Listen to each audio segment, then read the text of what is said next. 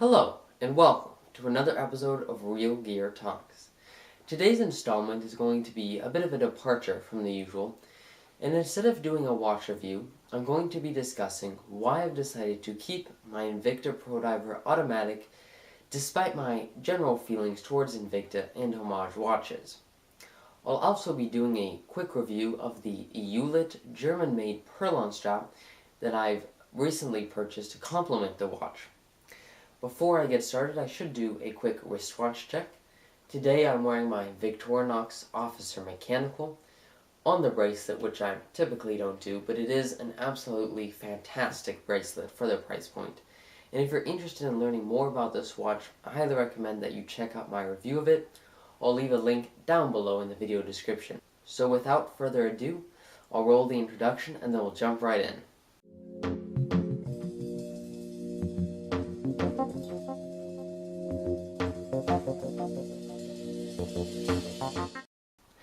So the watch that you see before you here is what started out as an Invicta Pro Diver Automatic Reference 9403. Now I have made some small modifications to this watch, and I'll discuss that in just a couple moments. But before I do that, I want to discuss why I've decided to keep this watch. And initially, I bought this watch really just to test it out, to see if all the criticisms were well-founded, and also to see if it was maybe a worthy competitor to a Seiko SKX in terms of affordable automatic dive watches. Obviously, this watch comes nowhere near to the cult status and iconic nature of the Seiko SKX line. But this watch does have a Seiko NH35A movement, which offers some things that the Seiko 7 series movements don't, such as hand-winding hacking, and personally I have found this movement in this one to be fairly more accurate than the 7 series movements I've had the opportunity to experience. So I think it is sort of an important question, and to see really if the Invicta Pro Diver automatic line has anything to offer to watch enthusiasts. So keeping that in mind, I did do a full review of this watch a while ago, and again that link will be down below in the video description. And initially I had intended to just sort of let this watch go after I completed that review, maybe give it away or something like that. But recently I've had a bit of a change of heart, and the reason for that is because I still think it's a good offering at this price. As I mentioned earlier, I really don't like Invicta. I have strong feelings against Homage watches, but I still feel that a functional automatic dive watch under $100, especially with the hand winding and hacking Seiko movement, is really quite a good deal.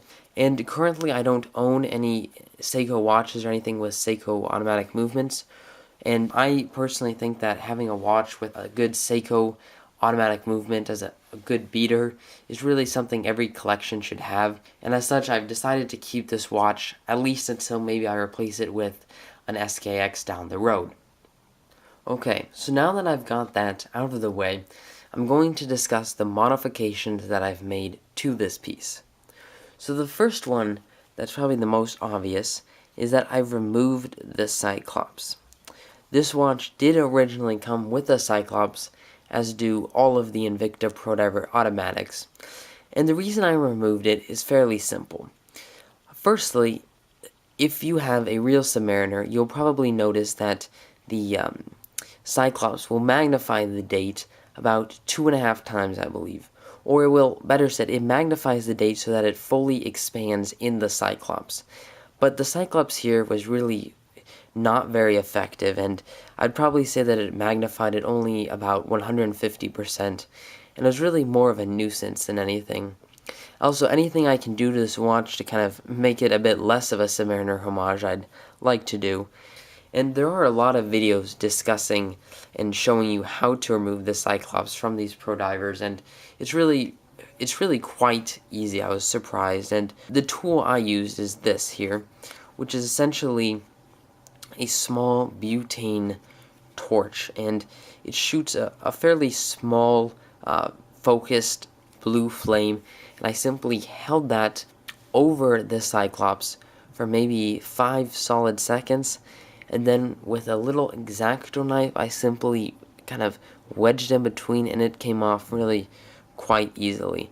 And I didn't do any damage to the crystal, so I am happy about that. And in my opinion, it really looks a lot better without the Cyclops. Now the next modification that I made to this watch is the bezel insert. The original bezel insert on the 9403 was a bicolor, but not a Pepsi.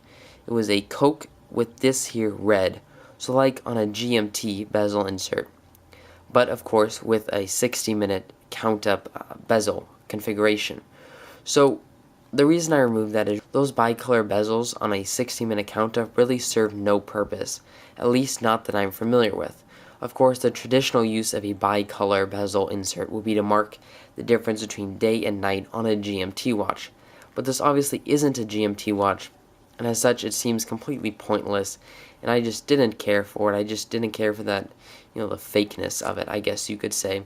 And the reason I originally bought that one is simply because I got a much better deal on it than the black bezel insert version, and since I was really only buying it to sort of test it out, I thought, what the heck, and I bought it anyway.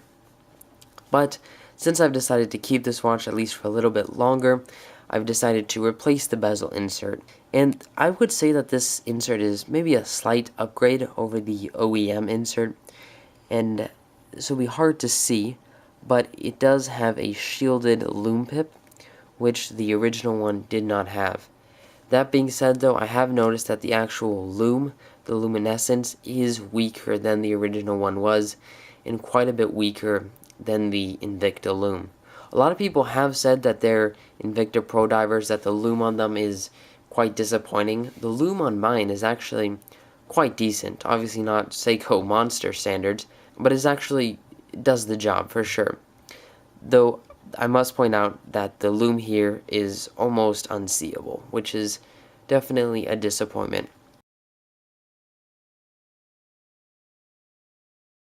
This is of course an aluminum insert that has been ion plated, so it's not going to be terribly scratch resistant, but then again, this is a $90 watch. You'll also see that we have these individual minute markings that extend further than just from the 60 to the 15 and goes all the way around the bezel insert. And that's actually quite nice because it definitely makes measuring your elapsed time quite a bit easier because you have each of these little dots here to make it just a little bit more accurate to easily read the elapsed time.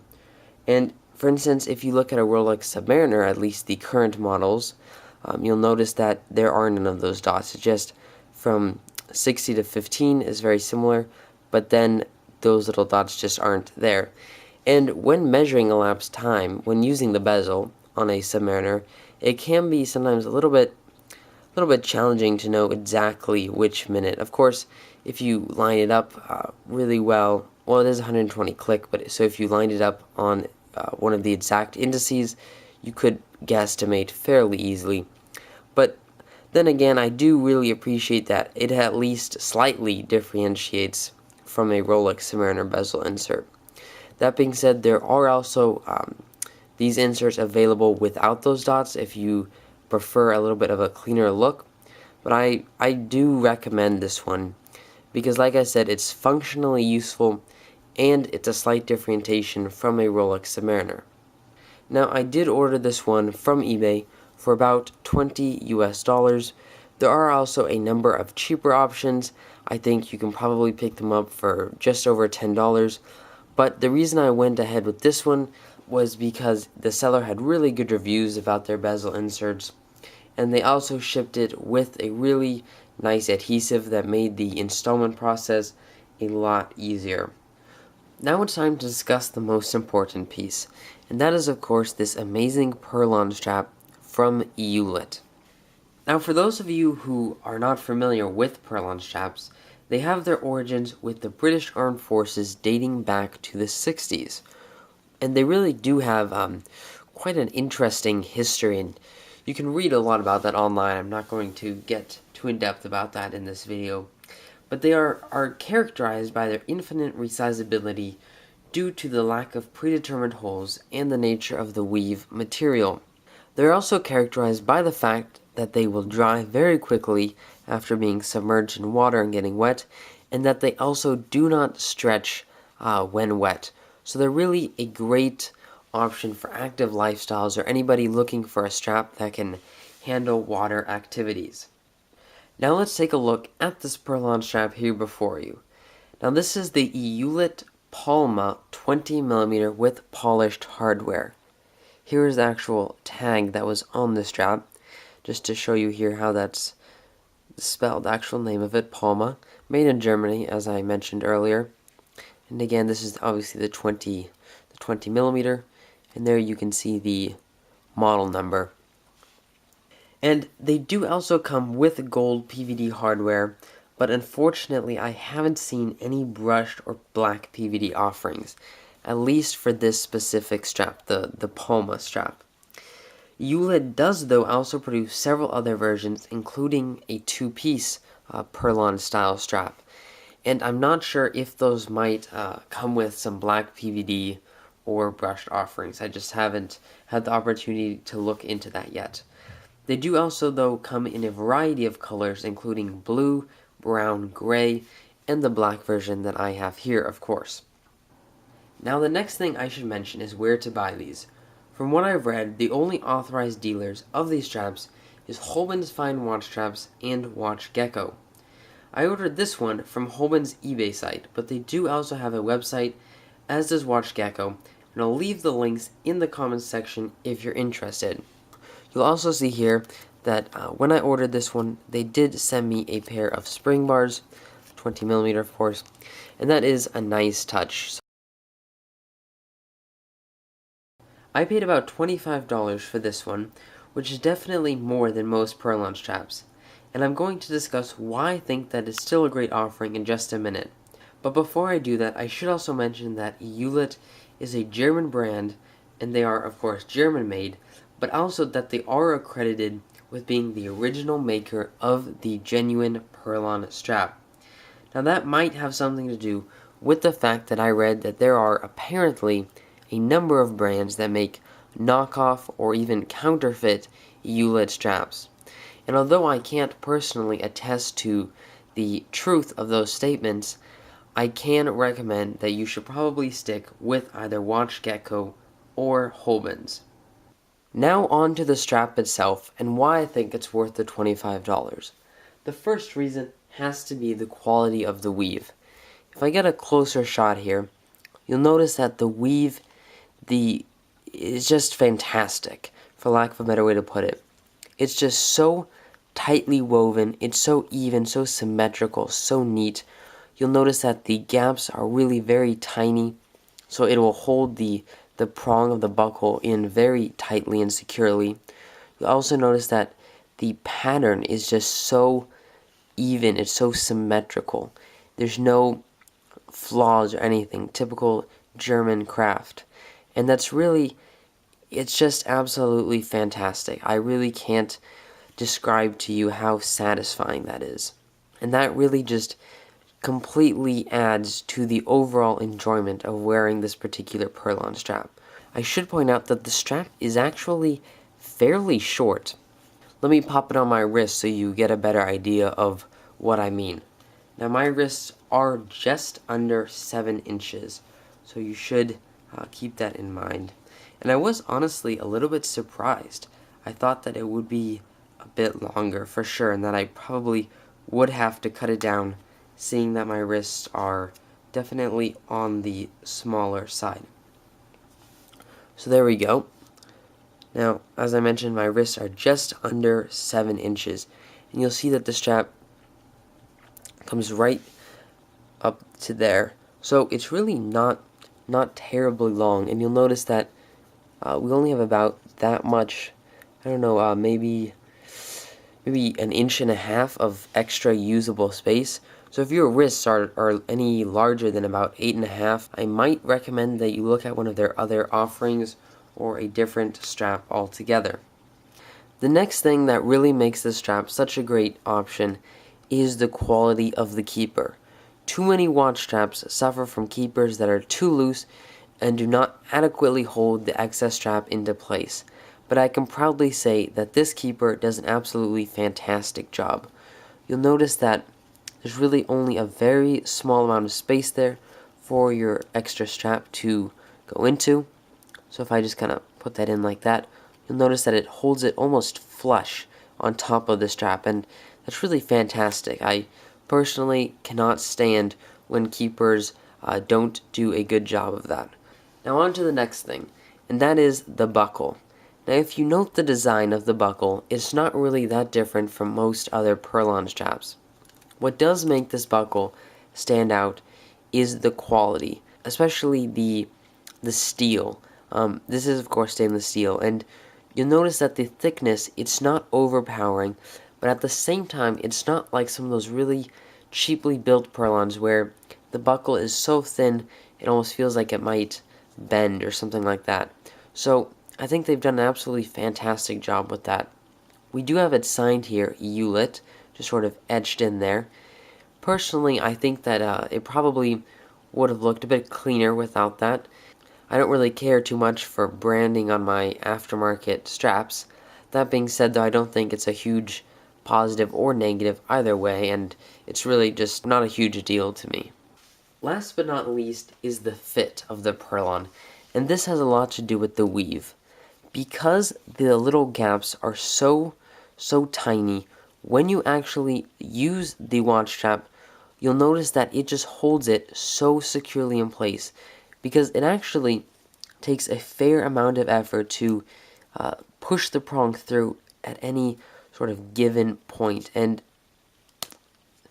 eventually once you kind of have a point that you use more often, it'll sort of create a little bit more of a gap, and that certainly makes it easier with time to use that spot over and over.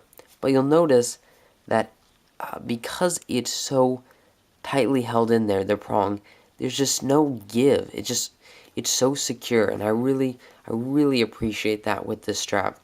So I think that's really a major positive, and what it really comes down to with the strap and with spending $25 on a Perlon strap is that you're getting so much quality. That's really what it is. The quality is really there, and some people would argue that spending $25 on a Perlon for a $90 Invicta is pointless. You know, it's stupid, and I could definitely see that point. But I didn't just buy this Perlon for this watch, and I think it's worth it for $10 more. You're getting so much more quality, and as such, I think that extra $10 are well spent. I really do. Now, I do have to mention a couple very small cons about this strap, and those are as follows. The first is that if you look here at the buckle, you'll notice just when it's not actually in use that the prong doesn't quite line up in the indent there, and I can kind of push it in there, but you'll see kind of naturally it wants to always rest a little bit on the right side. But once I actually push the prong through the Perlon, it will stay perfectly in the middle of the indent. If you are pushing it through that middle hole there, it's obviously going to stay in line, and as such it will line up in the indent. But when you're not using the strap, it is a little bit maybe of a slight disappointment that doesn't line up perfectly in there. And to be honest, for $25, I think they could have spent maybe a little bit more effort to make sure that they did line up. The next slight con is that I did mention earlier that the fusing process here that they used is really good, but this is more just an issue in general with these kind of straps, and that is that when you have the strap, let me show you exactly what I mean. When you have the strap in use, if you're wearing something like a sweater or something similar, you'll sometimes notice that if it slips a little bit under the cuff of the sweater, this will catch a little bit of fuzz from the inside of the sweater. And I have noticed that actually quite a bit. It's not really a huge issue. Just would have been nice to see that be even smoother. I do stand by the fact that the fusing process is good because you see that's very securely fused. It's just like on this edge, the where it meets is a little bit edgy, and that is ultimately what results in it catching the inside of the sweater material. Not a huge issue. Well, that concludes today's video. I know my content hasn't been super regular lately, but I do have a couple videos lined up, and I hope to be releasing some more watch-intense, interesting content coming soon. If you have any questions, comments, or inquiries, please leave them down below in the comments section, and I will get back to you as quickly as I can. Additionally, if you enjoyed the video and or found the content useful, I would really greatly appreciate getting a like and or subscription. As always, stay tuned, and thanks for watching.